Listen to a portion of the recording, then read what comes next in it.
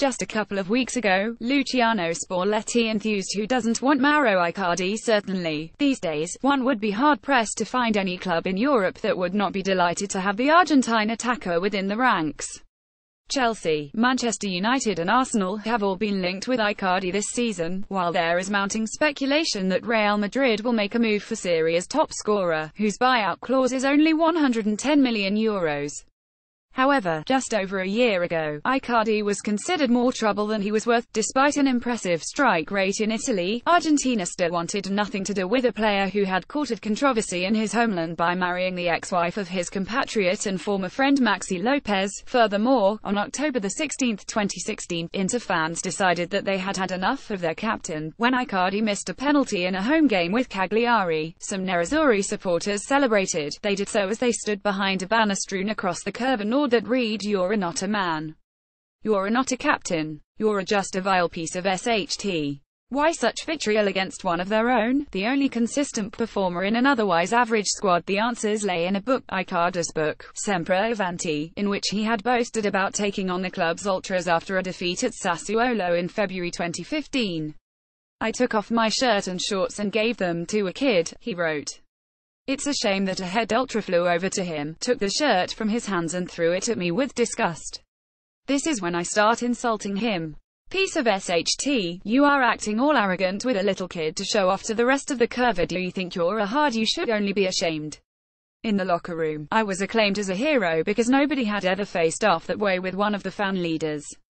Unsurprisingly, the ultras took issue with both the accuracy and tone of Icardi's take on the clash. Icardi, read a statement released by the ultras, "As far as we're concerned, you're finished," and it seemed he was his days at Inter looked numbered. The only trouble was that nobody was willing to take a risk on a striker who made enemies as easily as he scored goals.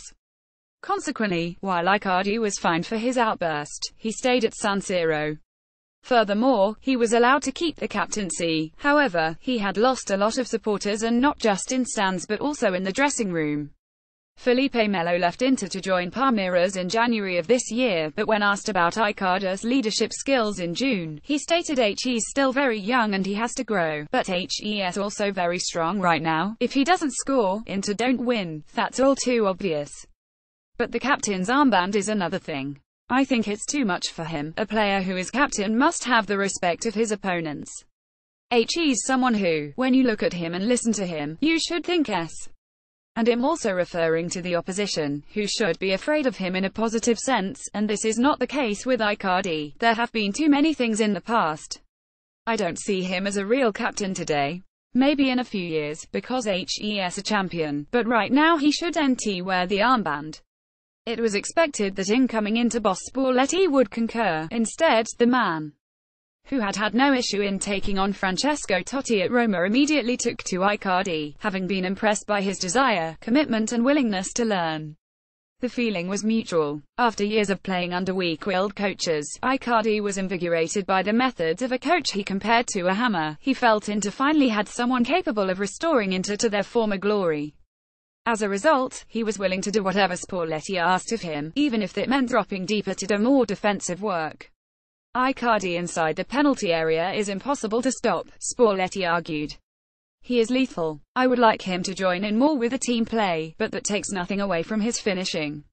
Indeed, Icardi has been sensational so far this season, scoring 16 goals in just 15 games. There is no deadlier goal scorer in Europe's Big Five leagues right now. Both his shooting accuracy 75.61% and his shot conversion rate 39.02% are better than those of Edinson Cavani 64%, 34%, Neymar 72%, 36%, Mohamed Salah 68.89%, 26.67%, Harry Kane 50.91%, 18.18%, Robert Lewandowski 58.7%, 30.43%, Cristiano Ronaldo 39.62%, 3.77%, and even Lionel Messi 58.46%, 20%. What's more, his all-round game is improving. He still has a lot less touches per game than his striking rivals, but he is far more involved in Inter's build-up play, as Jorge Sampaoli noted when recalling Icardi to the Argentina setup. We need a striker who, as well as goals, has the characteristics of an assist maker, the Albiceleste coach explained. Icardi's improvement, both in terms of his all-round game and his attitude, is why he is back in the Argentina team. It is why into a top of Serie A, it is why the Ultras love him again. And why Spalletti was right when he claimed that, nowadays, everybody wants Mauro Icardi.